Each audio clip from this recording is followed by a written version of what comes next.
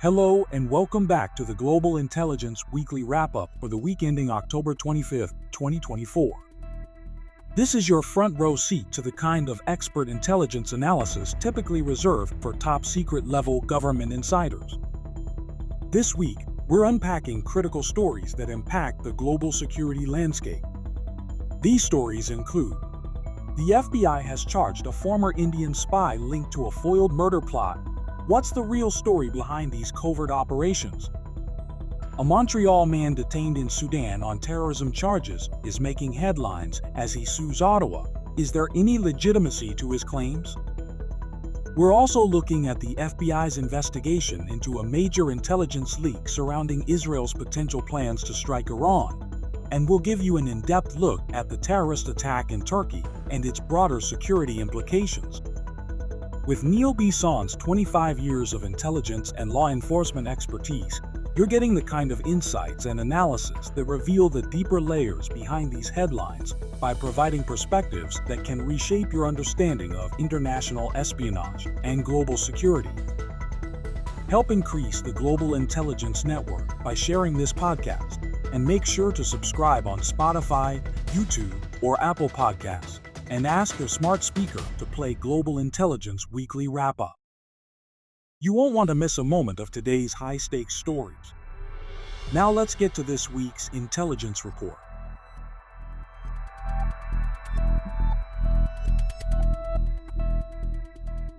Hello everyone and welcome to Global Intelligence Weekly Wrap-Up. From terrorist attacks in Turkey to Israeli intelligence leaks, we have a lot to discuss this week, so let's get started. Our first story focuses on recent charges from the FBI on an Indian intelligence official. The article I'll be discussing is titled U.S. Charges Former Indian Spy Allegedly Linked to Foiled Murder Plot, and it reveals eye-opening details about the alleged plot and its implications. Let's break it all down. The U.S. Department of Justice has indicted a former intelligence officer, Vikash Yadav, accusing him of orchestrating an assassination plot targeting Gurpratwat Singh Pannoon, a Sikh separatist leader based in New York. Pannoon is a known advocate for the Khalistan movement, which seeks an independent Sikh state in the Punjab and is considered a terrorist by the Indian government. According to the indictment, Yadav, while working for the Indian government, recruited a middleman to hire an assassin to kill Pannoon. However, the hired assassin turned out to be an undercover U.S. agent, leading to the plot being foiled. Yadav remains at large, but his middleman, Nikhil Gupta, was apprehended in the Czech Republic and extradited to the U.S., where he has pled not guilty. From an intelligence perspective, this case is a significant example of transnational repression, where a state targets dissidents and critics abroad. The involvement of a foreign government, particularly one as prominent as India, in such an assassination plot on the U.S. raises some serious national security concerns and complicates U.S.-India relations. This isn't the first time we've seen allegations of foreign governments targeting individuals in other countries, but the involvement of an Indian intelligence officer in such a direct and violent way is rare. Recently, similar accusations have surfaced in Canada, where Indian diplomats were linked to the murder of Sikh separatist leader Hardeep Singh Nijjar. Prime Minister Justin Trudeau has accused India of conducting a campaign of violence against Sikh activists in Canada, including drive-by shootings, extortion, and murder. The Khalistan movement has been a long-standing issue for India, particularly during the insurgency of the 1980s and 1990s, which led to tens of thousands of deaths.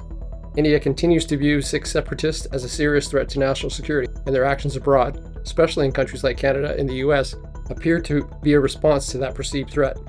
Ann Milgram from the US Drug Enforcement Administration emphasized the severity of the case, stating that Yadav is in his position of authority within the Indian government, used his access to confidential information to direct the assassination attempt.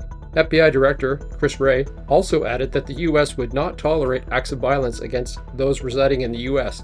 for exercising their constitutionally protected rights. These statements underscore the broader issues of transnational repression. We've seen similar cases involving other authoritarian regimes, such as Russia and China, where governments have targeted critics abroad. The fact that India, often viewed as a democratic counterbalance to China, is involved in such activities puts strains on its relationship with Western nations, particularly the United States and Canada. The indictment of Vikash Yadav is just the latest chapter in an escalating story of India's effort to target Sikh separatists beyond its borders. This case not only highlights the ongoing conflict between the Indian government and the Khalistan movement, but also underscores the risk posed by foreign interference in Western democracies.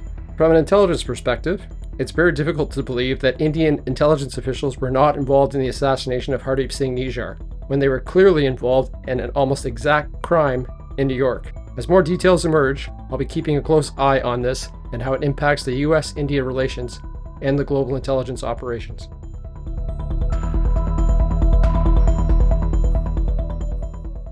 In the next story, we'll dive deeper into the unsealed indictment of Vikash Yadav, the Indian intelligence officer accused of orchestrating a full assassination plot against Sikh separatist leader Panoon. The article I'm discussing is Who is Vikash Yadav, Indian agent accused by U.S. and Sikh assassination plot? The story will help shed light on Yadav's background and the broader geopolitical implications. Let's explore the details. Last Thursday, the U.S. government unsealed an indictment accusing Vikash Yadav, a former officer in India's Research and Analysis Wing, of mastering a murder-for-hire plot targeting Gurpratwat Singh Panoon, a prominent Sikh separatist based in New York. Panoon is a vocal supporter of the Khalistan movement, which advocates for an independent Sikh state in India's Punjab region, a cause India sees as a major threat to their national security. According to the indictment, Yadav directed an associate, Nikhil Gupta, to organize the assassination. In the intelligence world, this is known as employing a proxy to obfuscate the actions of the intelligence operation and the government associated to the direction given to that intelligence agency. Gupta unknowingly hired an undercover U.S. law enforcement officer to carry out the killing, effectively foiling the plot. The indictment alleges that Yadav provided Gupta with Panoon's personal details, including his address and daily activities, and authorized the payment of $100,000 for the hit. Yadav remains at large in India, and the U.S. has not yet confirmed whether it has requested his extradition. After breaking the cardinal rule of don't get caught, Yadav is now a burnt agent, an intelligence officer accused of conducting operations abroad that reflect poorly upon their agency and their government. This case marks a significant diplomatic challenge for India as it navigates relations with two of its major allies, the U.S. and Canada, both of which have accused Indian officials of involvement in the targeted killing of Sikh separatists abroad. The Khalistan movement, which seeks an independent Sikh state, has long been a point of contention between the Indian government and Sikh activists. While the movement has largely waned in India due to lethal suppression by Indian government, it continues to find support among Sikh diaspora in countries like Canada, the UK, and the United States. India has classified leaders of the movement as terrorists, with Panoon being one of the most prominent figures. This case is part of a broader trend of alleged Indian involvement in transnational repression, a practice where states target dissidents and activists living abroad. Just months before the unsealing of the Yadav indictment, Canada accused Indian government agents of orchestrating an assassination of Sikh leader Hardeep Singh Nijjar, a close associate of Panoon, in Vancouver. What makes this case particularly significant is how the U.S. has handled the allegations. While Canada has directly accused the Indian government of its involvement in Nijjar killing, the U.S. indictment focuses on Yadav and his associates without explicitly blaming India's leadership. The difference in approach may explain why India has been more measured in its response to the U.S. allegations, while its relations with Canada have reached new lows. Attorney General Merrick Garland and FBI Director Christopher Wray made strong statements condemning the assassination plot, with Garland emphasizing that the U.S. would not tolerate foreign nationals targeting American citizens. Wray echoed the sentiment, stating that the plot against Panoon represents a grave violation of U.S. sovereignty. Experts like Mike Kogelman from the Wilson Center note that the U.S. government has provided substantial evidence in the form of detailed indictments, which contrasts with Canada's approach, where allegations have been made without the public release of concrete evidence. This difference is how the two nations have handled their respective cases and has contributed to India's divergent responses. From my perspective, the U.S. approach in focusing on individuals rather than directly implicating the Indian government appears to be a strategic move to avoid a larger diplomatic crisis, while still addressing the issues of transnational repression. The unsealed indictment against Vikram Yadav represents a significant development in the ongoing saga of India's alleged effort to target Sikh separatists abroad. While the U.S. has maintained a measured approach in handling the allegations, the diplomatic implications are clear. The case adds to the growing body of evidence and suggests Indian intelligence agencies are taking extreme measures to silence dissidents outside of India's borders. As more details emerge, I'll continue to track the ramifications of this case for India's relations with both the United States and Canada.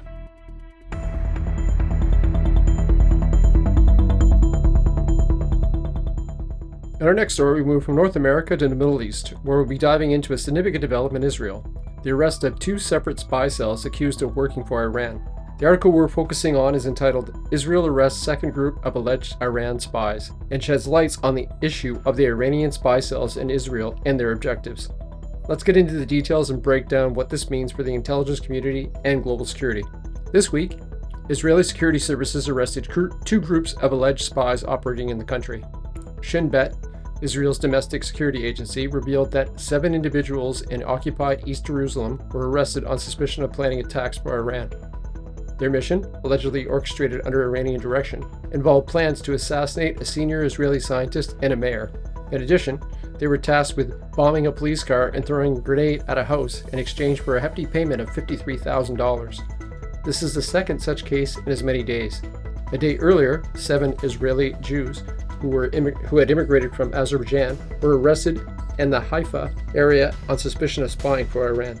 They reportedly carried out more than 600 espionage missions, gathering intelligence on military sites and energy infrastructure. From an intelligence standpoint, this is deeply concerning. The fact that Iranian operatives are able to recruit local citizens and carry out such high-level espionage and even potential assassination missions represents a significant threat to the Israeli national security. Iran's continued efforts to destabilize Israel through covert operations are not new, but the recruitment of Israeli Jews is highly unusual and adds a new layer of complexity to the situation. Iran has long been Israel's arch-foe, with both nations engaged in overt and covert intelligence operations against each other for years. Israeli intelligence is known for penetrating Iranian security services, leading to targeted attacks and assassinations, such as the high-profile killing of an Iranian nuclear scientist in 2020. Similarly, Iran frequently announces arrest of alleged Israeli agents, though these claims are made often without substantial evidence. The arrests follow a string of incidents, including the death of 4 Israeli soldiers in a drone attack by Hezbollah, an Iranian ally, just last week. These developments suggest that the conflict between these 2 countries is not confined to the battlefield, but is increasingly playing out through covert operations and espionage. Both Shin Bet and Israeli police have made it clear that Iran's efforts to recruit Israeli citizens for terrorism are not a new phenomenon. However, the scale and ambition of these recent plots underscores Iran's willingness to take aggressive measures against Israeli targets. Shin Bet's joint statement emphasizing that scientists, mayors, security officials, and other prominent individuals are among the targets of Iranian agents.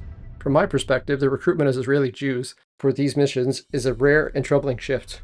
It demonstrates Iran's ability to exploit vulnerabilities within Israel's own population, potentially compromising national security from within. These actions mirror trends we've seen in other regions, where states attempt to infiltrate their adversaries by using local operatives, often with devastating effects. These arrests highlight the ongoing covert war between Israel and Iran, with espionage and sabotage playing a central role in the struggle for dominance in the region. This latest development shows how far Iran is willing to go to undermine Israeli security, using both Palestinian operatives and, in rare cases, Israeli citizens. As tensions between these 2 nations continue to escalate, we can expect further intelligence operations on both sides, with possible retaliations and counter-operations in the near future. I'll be keeping a close eye on how the situation evolves, and I encourage all of you to stay tuned for more updates on this and other intelligence stories.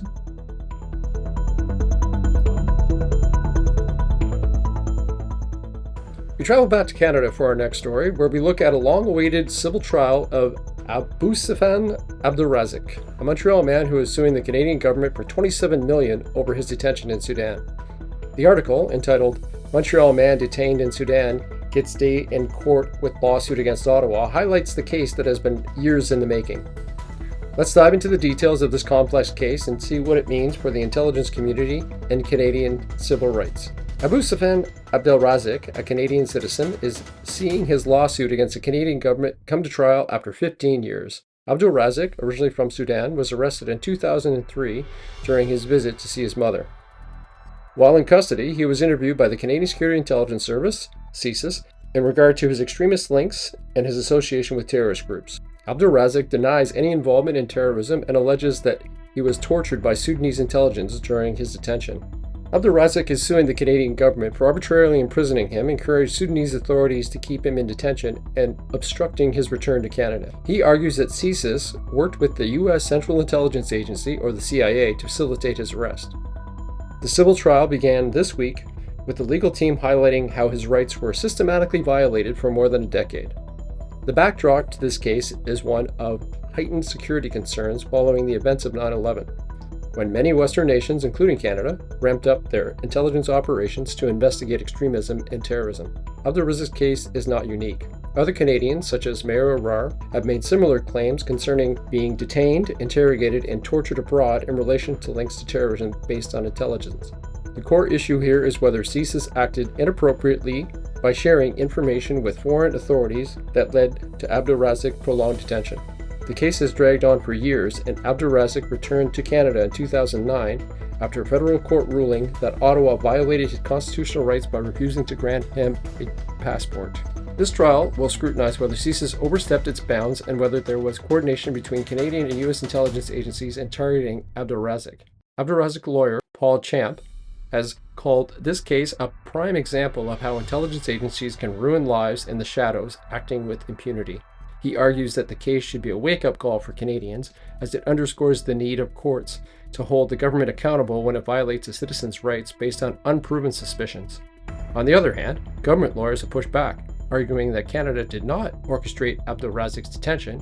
It did not share information with Sudanese authorities before his arrest.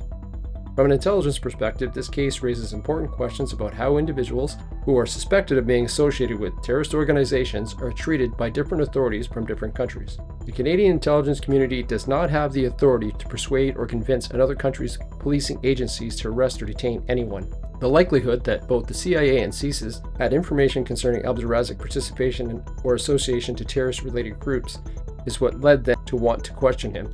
He had already been arrested by Sudanese authorities when he was interviewed by intelligence agencies.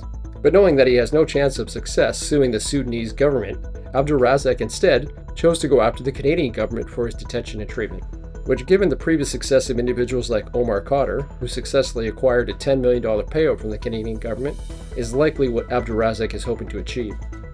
Canadian citizens who are involved in or associated to terrorist-related activities and travel are susceptible to the laws of the countries in which they choose to travel.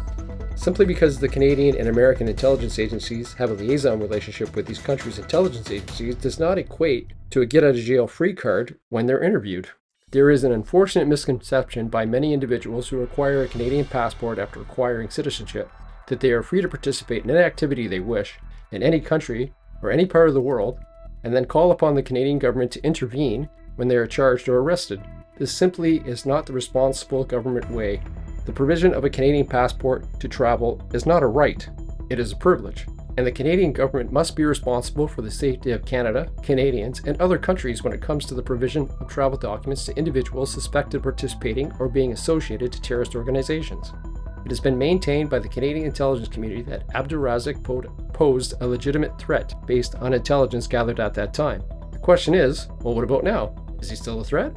Individuals who are arrested and detained in regard to their association or participation in terrorist activities become essentially neutralized until such time as they are freed from detention.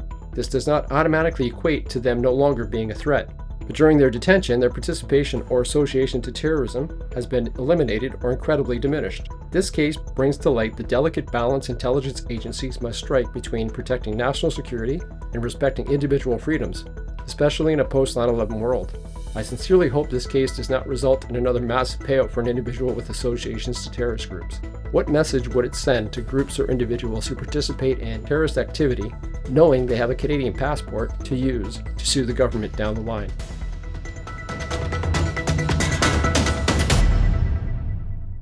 For our next story, we're heading to the United States as we discuss a shocking story concerning an FBI investigation into a potential intelligence leak of secret Israeli military plans. The documents, which surfaced on Telegram, detail Israel's preparations for a possible strike on Iran, which, as of this recording, we know has happened. This leak, or possible hack, has raised serious concerns about the security of classified information on the broader implications for international relations in the Middle East. The article highlights Israel's ongoing military efforts, which include moving assets in preparation for a retaliatory strike in response to Iran's ballistic missile attack on October 1st. The documents, labeled Top Secret, reveal details about Israel's Air Force operations and covert UAV activities aimed at Iran.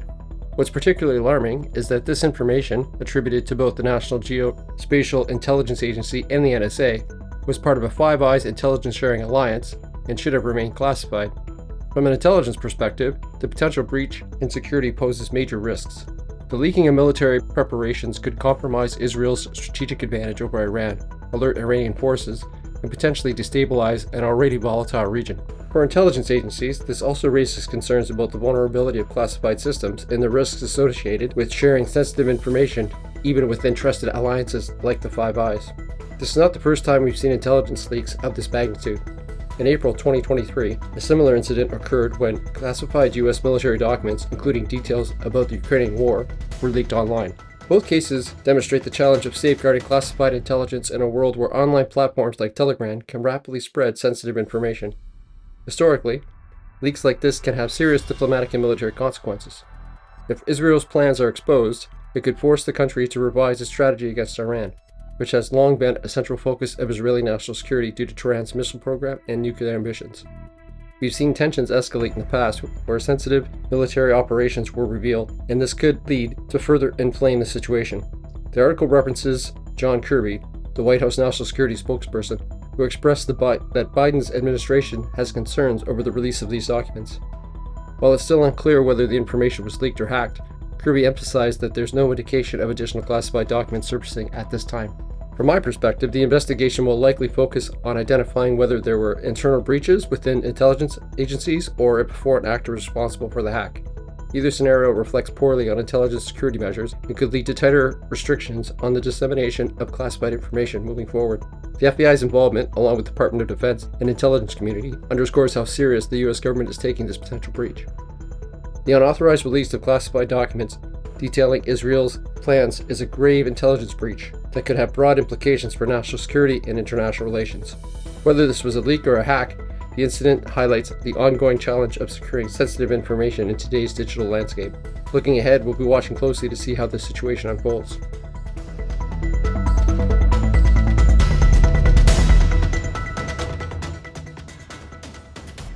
We move on to Turkey, where we'll be focusing on the news related to violent attacks at the headquarters of the Turkish Aerospace Industry, or the TAI, located just outside of Ankara.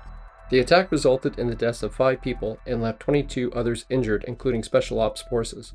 Turkish officials immediately suggested that the Kurdish rebel group, the PKK, were responsible for the attack, although, at the time of the attack, no group had officially claimed responsibility. According to reports, 2 attackers, a man and a woman, opened fire and detonated explosives at the entrance of the TAA, a key player in Turkey's aerospace sector. The attacks were swiftly neutralized by Turkish security forces, but not before taking the life of a taxi driver, hijacking his vehicle, and using it to carry out the attack. Among the 5 victims, 4 were employees of the TAI, and the attack occurred during a shift change, a time when large numbers of staff were present. The suspected, now confirmed, involvement of the PKK adds a significant dimension to this event. The PKK, which has been fighting for greater Kurdish autonomy since the 1980s, has a long history of violent confrontations with Turkish authorities.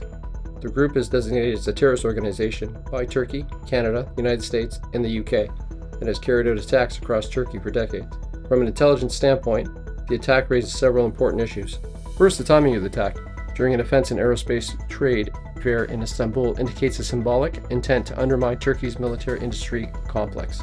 Additionally, the targeting of TAI, a company involved in both civilian and military aerospace production, suggests that the attackers may have sought to disrupt Turkey's defense capabilities, particularly as TAI manufactures and modernizes aircraft such as the F-16 jets for NATO. This attack is part of a broader pattern of PKK insurgency in Turkey, where the group has often used violent tactics to pressure the Turkish government. TAI's significance in Turkey's defense sector makes an attractive target for the PKK, as any disruption in the company's operations could impact Turkey's military modernization efforts. Historically, attacks on critical infrastructure, whether carried out by the PKK or other insurgent groups, aims to weaken national security and send a political message. In this case, Turkey's role as a NATO member and its ongoing defense projects, including manufacturing U.S.-designated F-16 fighter jets, makes it a strategic target for Kurdish militants seeking to challenge the state's military power. Turkish President Recep Tayyip Erdogan, who was attending the BRICS summit in Russia at the time, strongly condemned the attack, labeling it a vile terror attack. He praised the swift response of the Turkish security forces and assured the public that there is no terrorist organization who will succeed in threatening Turkey's security. From my perspective, This incident underscores the ongoing risk faced by countries like Turkey, where the geopolitical landscape is marked by internal insurgencies and external threats. The PKK has been resilient despite numerous military operations against them, and this attack shows their ability to strike at critical moments. From an intelligence perspective, the incidents highlight the importance of monitoring insurgent groups' activities, especially when they threaten key industries like aerospace. The attack on the Turkish aerospace industry is a sobering reminder of the ongoing challenges Turkey faces from insurgents like the PKK. The attack's timing, alongside a major defense trade fair and the strategic targeting of TAI, point to a coordinated effort to disrupt Turkey's military infrastructure.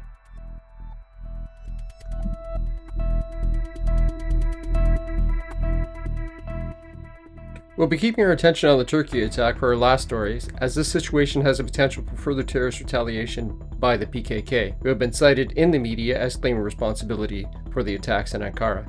As mentioned, the recent attack took place on the campus of the Turkish Aerospace Industries, or the TAI, where PKK fighters detonated explosives and fired automatic rifles.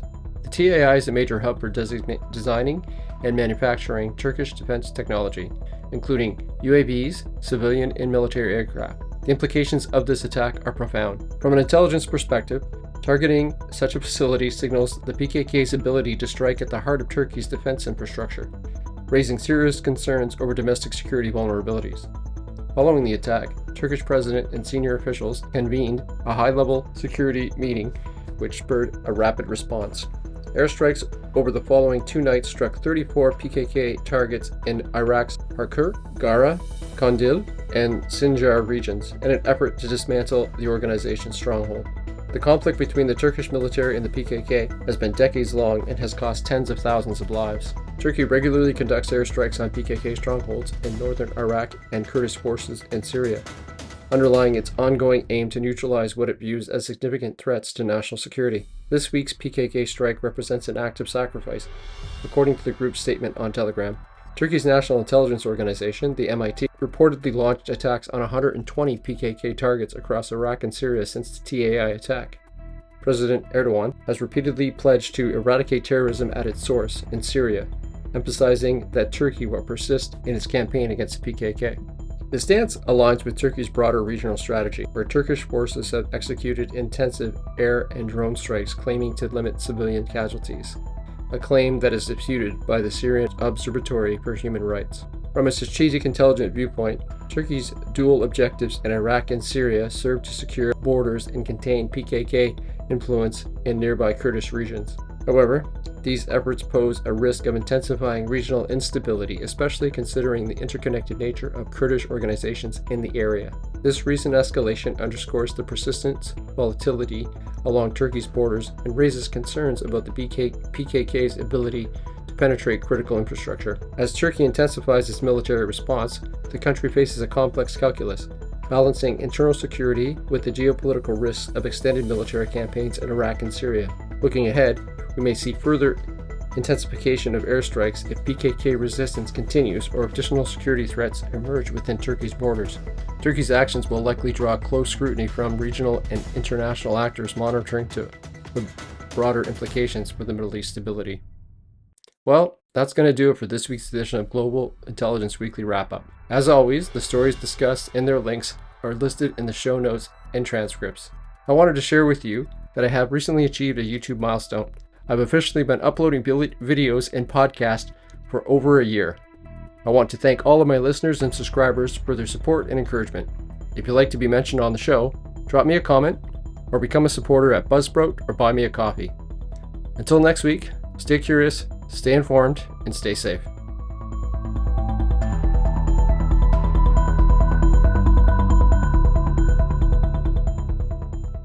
Thank you for tuning in to this week's Global Intelligence Weekly Wrap-Up.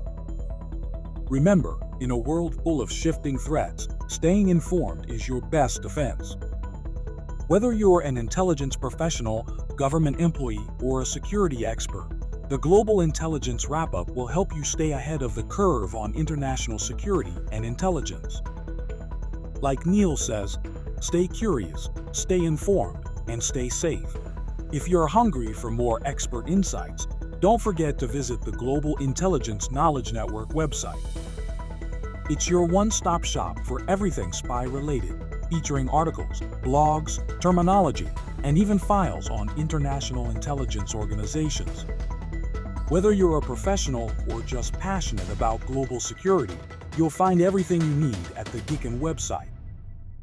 Your support keeps these high-level analyses coming, so if you'd like to contribute, visit buymecoffee.com/Geekin or go to www.buzzsprout.com/2336717/support.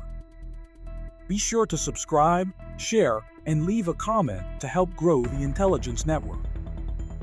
Neil will be back next week with more in-depth analysis you won't want to miss.